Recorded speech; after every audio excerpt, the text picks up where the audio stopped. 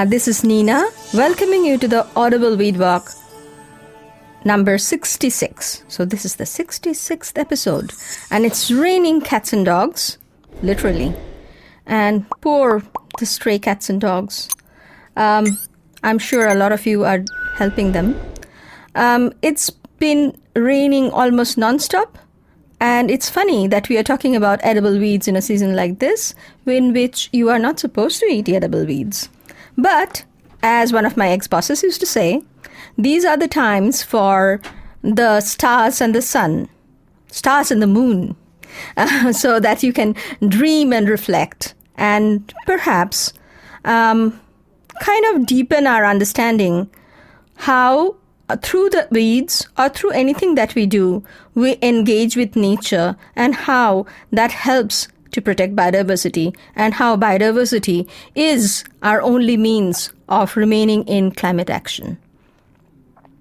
So biodiversity is the thread, that lifeline that all of us, plants, animals, insects, fungi, whatever may be our manifestation in this life, are tied to, including us humans, though we sometimes tend to forget that. It's biodiversity that holds and nurtures all of us, and even allows our creative endeavors. Sri Aurobindo talks about involution that precedes evolution. Sometimes when I zoom into a microphotography to have a closer look at a mite or a spider, I tell myself immediately, oh my God, look at that.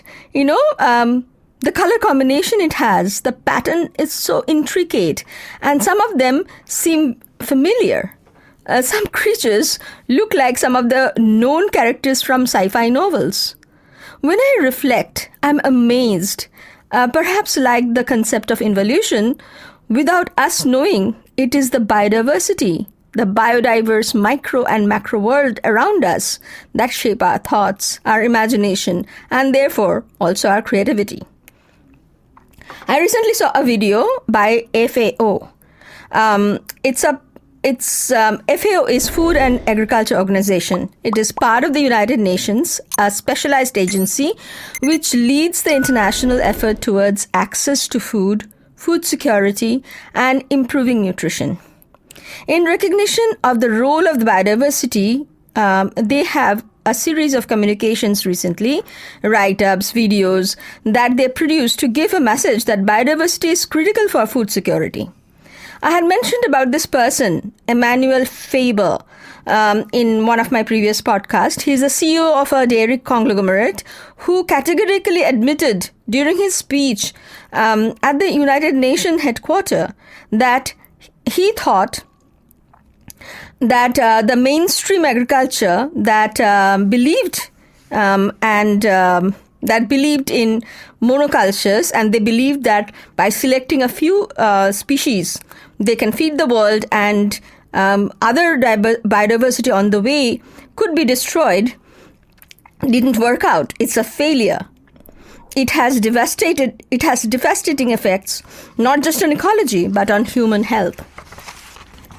FAO recognizes that the path to our recovery and healing is by tuning in with the nature, by incorporating greater diversity in our food, in our surrounding, in the cities, how we live, and the very concept of cities, especially as the world is increasingly getting urbanized. They suggest 4 simple ways to protect biodiversity and strengthen ecosystem services. First, conserve nature and use any resource sustainably. So, protect natural habitats, restore waterways, oceans and landscape by restoring it to its original form and or where the ecological functions get restored. Maintain genetic resources for food and agriculture, which will include recognizing, respecting, and keeping alive the numerous varieties of food within a certain species, be it rice or a certain kind of greens. Only if we recognize can we consciously include them in our diet, right? FAO calls out to transform our agri-food system such that they can provide sustainable, healthy, and nutritious diets as part of conserving our biodiversity and connecting with nature. So, what can we do in our lives to reconnect with nature, to promote and protect biodiversity? Well, many things. We can use resource consciously and we can share resource. Sharing is very important part of conservation. Even in using a pen, if we use a pen that can be refilled instead of a throwaway, in the long run, it is also cheaper and to our, for our pockets also. We are somehow contributing towards conserving resource and therefore towards conserving biodiversity. We look around and take account and declutter our surrounding, but in doing so, reduce the number of electrical gadgets we need. I mean, can always ask questions like if electric toothbrush is really enhancing my dental health many folds or not. Well, I'm sure that you are best judge about what is absolutely needed. Whatever you need, think of the life cycle chain for that product. Does it require monoculture? Is it destroying, other habitats? For example, something which is, thought to be green, and I had mentioned this before. If I have a few banana plant in my yard and use the leaves for packaging or eating on it, it is something. But am I using commercially available banana leaves? They are products of water-intensive monoculture farming. A commercial banana plantation, among other things, causes water stress, salinization of the soil, and creating problems for growing anything else. And even bananas have diminishing returns. And on top, such commercial operation threatens the many local varieties and species of bananas and plantains. You must be, if you are buying banana leaves, find out from which farm they are coming, how they are growing the bananas. It is perfectly fine if you get them from your local farm, a small farmer who may have incorporated several banana plants in their farms. It's not like a huge plantation. And in fact, it's an excellent way to use grey water. Bananas grow very well in grey water. You must be thinking, I must have gone bananas, talking about bananas in a weed walk talk. So, what about wild weedy greens? Well, as a weeder, what you can do is to book, group, and snoop. What is that? Wherever you are, you can grab a weed identification book. If you happen to be in a tropical country and even otherwise, you will find that my book on edible weeds and naturally growing plants very useful and joyful. It is a coloring book that helps you learn at your own pace. In the 40 pages of the book, provides information about a few more species because, some species I talk about along with others. But with the new version coming up, you will find more identification pointers and perhaps more clarity and in some cases more information. So the second edition clearly will include a few more species in form of clarification, and I'm editing it now. So hopefully by the end of the year or early next year, it'll be ready. By the way, if you are listening to this podcast and you're savvy with setting up a pre-ordering option, please contact me at edibleweedwalk@gmail.com. I really need your help because I have no idea how to do that efficiently. But you got it. In book, group, and soup. There goes the book. So to learn, you need to spend some time on the ground. No matter how clear the information in the book is, there is no other way other than to experience. This is more so in tropical countries like ours. In temperate countries, maybe you get 3 lookalikes. One smells bad, one prefers slightly different soil, and the other one smells wonderfully. That's the one you want. Not too bitter, and it doesn't itch, etc. Pretty simple, right? Well, not so. I'm actually oversimplifying things, but a lot can go wrong in this also. But the chances are many-fold more things to go wrong in a tropical country where you may get confused with many plants. Moreover, other than some kiddie scratch and sniff book, where a simple fruit one can smell by scratching, and even that actually smells quite awfully artificial, we cannot yet capture smell and have limited ability to convey the texture actually in a book. So for that, you have to come out. Whenever I talk about, capturing smell, I think of one of my childhood experience. There was a detective book I got as a gift as a kid. And it came in its own bag, which was kind of novel at that time. The marketing gimmick was, quite new.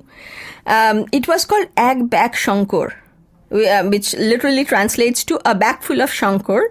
The Shankar refers to the, name of the famous author who had written it. I do not remember head or tail of any of the stories in the book, or whether they were the great detective book or not. But one of the story, it was a spy detective story that involved a camera which could capture smell. And a spy was going around the city of Calcutta and taking shots, but actually the intention was to map the smell. I do not quite remember why this whole, the setup, but the suggestion of that technology had made me quite excited then. So much so that I still remember. And in a way, I'm still waiting for that. Not the spy bit, but the camera. That will be so cool. I'm quite clearly digressing here. So let me get back to it. So the remaining, to remain in practice, like you have the book, and in order to deepen your practice, you actually, so that you don't forget, and to build upon your, skills and field ID skills, and eventually foraging skill, you need to join a group. Weed walking is not something that one should experience one time. More you come, more you repeat, see the variation, more you hear other people asking questions and clearing their doubt, more your doubt gets cleared. It's you get a wholesome idea about the plant, the community that it lives in, and the habitat it prefers. This involves a substantial amount of snooping around in the weedy world, and it is better done in a group. This group and snoop leads to a deepening of the knowledge and understanding, and also new exploration and sharing. I remember soon after the lockdown, when those who had in the past come for weed walk but hadn't quite, got the weeds in their food, in their plate, had signed up for the Roots WhatsApp group. There was a lot of energy because for the first time they were actually preferring not to go to the grocery store, but collect the, weeds from around wherever they are and trying to incorporate these wild weedies in their food. Distinctly remember this picture posted by Delphin Sicard, of a bowl of rice with some sauce on it and steamed turkey berries on top. The picture itself had inspired me to explore more recipes with turkey berries. I had eaten turkey berries, the traditional recipe, and I quite like it. But, it was involved processing, so I never kind of, dealt with it. But the simplicity of her picture inspired me to, explore other ways to use this turkey berries, which is, Sundakkai or Solanum torvum. And it has a particular taste, so it needs a certain kind of cooking or processing. And so what I actually came up with after trying out was my kind of recipe, in which I make a khichdi, which is a porridge of sort, like one pot meal, with broken sorghum. Sorghum is also known as jowar or cholam in India. I use the broken ones, or rava, because it's easier to cook. With turkey berry, which is pre-steamed with tamarind. By pre-steaming with tamarind, you take away a little edge out of the kind of the wild berries, the very wild taste. And as a result, what you get is awesome. This dish, it's a dish where I'm not substituting something with turkey berry, but it is meant to be used with fresh turkey berries. So it is a unique a dish by itself. It's funny to talk about greens, as I said, now that we are experiencing so much of rain. But it's good to talk about it now, so that when the rain gets over, and surely one day it will be, and there'll be tons of wonderful greens around, you can just, dive into that. And it's you can also, in the meantime, use the book a lot. Use the group, even though you may or may not be able to go out and explore much. And when the rain gets over, group and snoop. One more thing, I have mentioned incorporating biodiversity in the urban context. Remember, I talked about, that FAO, when I was mentioning FAO. So in the urban context, when natural, not just incorporating some pots of growing food, but the modern thinking of urban areas incorporates areas to grow food and areas of forest also. I find it amazing, actually, to think about that our earliest civilization, which is Indus Valley civilization, it was a Bronze Age civilization, which had existed somewhere between 3300 to 1300 BCE. It was an urban civilization. There, cities were equipped with planned roads, drainage, but also had areas to grow food. Large cities across the world are tuning in slowly towards this realization, incorporating food and forest as part of the city area and not look them as separate entities, but essential and integral part of our lives and therefore design. Hold that thought. Maybe in one of the later podcasts, I will address that. I will see you next week. Until then, stay well and stay safe.